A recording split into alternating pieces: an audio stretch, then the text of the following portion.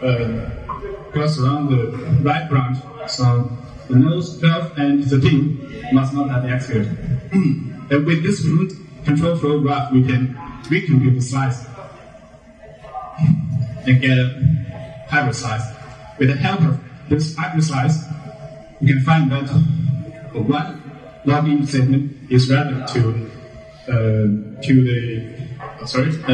the execution, the assertion at node 14 failed. So we can find that one login statement is relevant to the failure.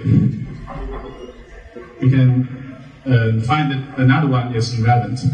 So in this way, AutoLog reduces the total number of statements and logs that the developer has to inspect during development.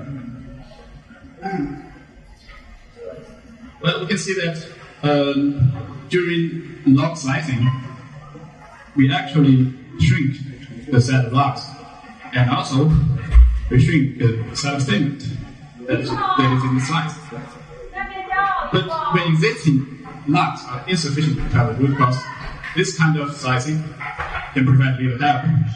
We can see that, as shown in the picture, if the root cause is out of the set of logs, then we can never cover it by mere log slicing. So in this case, AutoLog use log refinement to automatically insert new logging statement. And the result is that the set of logs is enlarged towards root cause, and eventually the root cause will be covered. So why? Because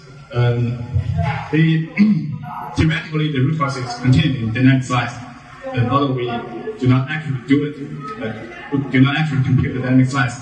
And also the log refinement, which is based on the hybrid slice, is approximately the dynamic slice gradually. So in the end, it will cover the root cause. The major concern in log refinement is that how many logs are necessary for cover the root cause. It's generally useless to print a log at every statement. It's too expensive. So we propose a group of rules. For the time limit, I just choose one rule to explain the rule of control flow uncertainty reduction. And firstly, we will insert log statement only at uncertain statement. A statement is uncertain if we cannot determine whether it has been executed or not using the available dynamic information. In this example, 2 logs printed at node 2 and node 11, and we cannot determine the execution of node 6, 7, 8, 9, or 10. Then they are uncertain. Then we prefer to choose the nodes with higher degree of control flow uncertainty. We use the total number of statements that must have been executed or must not have been executed with respect to the printed logs. And in this example, we can see that the degree is shown about the nodes. So as a result, we prefer to insert a new log at 1 from 8, 9, or 10. We have conducted a preliminary case study using the attached header comment, which is over 140,000 lines of code, and the bug is reproducible test failure. And log slicing can successfully highlight 17 out of 86 lines of logs, which is originally generated during the failure. But there are totally over 1,000 lines of logs generated, and after a careful check, we find that log refinement rules is far from sophisticated in the future work.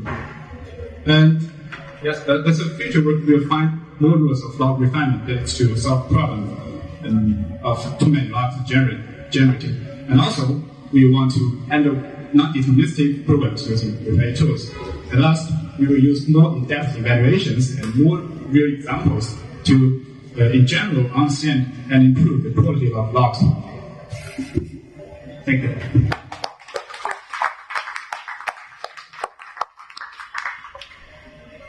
Any questions?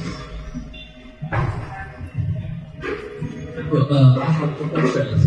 First, for your program slicing, do you process the inter-procedural analysis? Yes, when we do inter-procedural analysis, we save this technical detail this last question is somewhat. The second question is when you extend the log for given program, and how do you know if you want to extend the log? How do you know this log is very important for finding the new parts? Yes, that's why we propose the rules, because I haven't explained in detail. And the two most important is the rule of value insertion reduction and control flow insertion reduction. That is, if we insert a log at a certain point, it reacts to the program. If the log is printed, then it will reveal some unknown, some value values that is unknown in the last iteration. And also, if the log is printed, the program can find that some branches or some statements must be executed or must not be executed. It is some mechanical rules, but it cannot replace the judgment of the program. We just propose these rules, so modules are still under investigation. Other questions?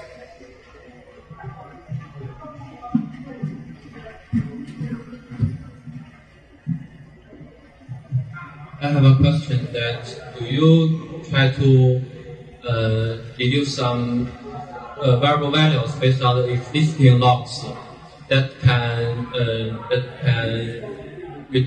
reduce the uncertainty of control flow? Yes.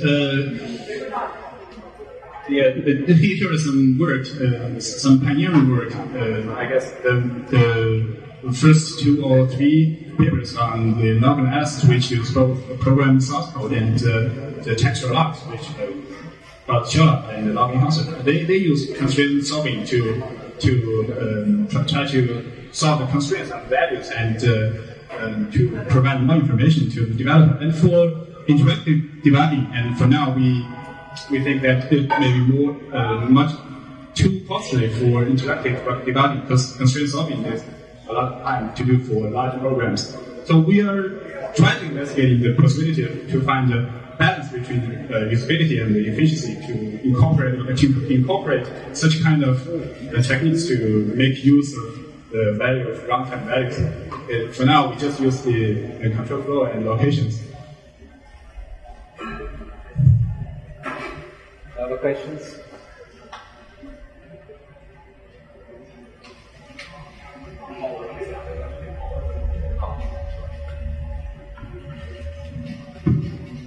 A lot of the really hard to find bugs in real systems are where you think it's not very well reproducible.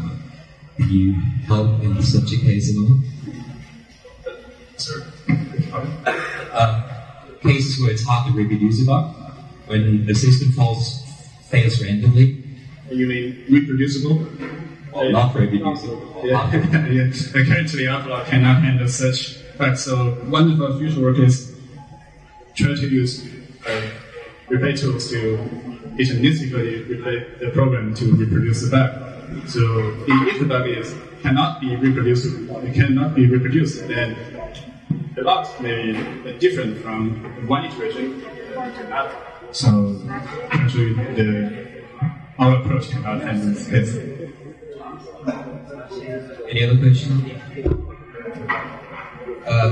I'd really like to commend all the speakers in this session for staying strictly in their time budget, which makes for us staying in time for a tea break. And I'm sure Jeff would like to see the speakers of the next session. Thanks. And let's thank all our speakers.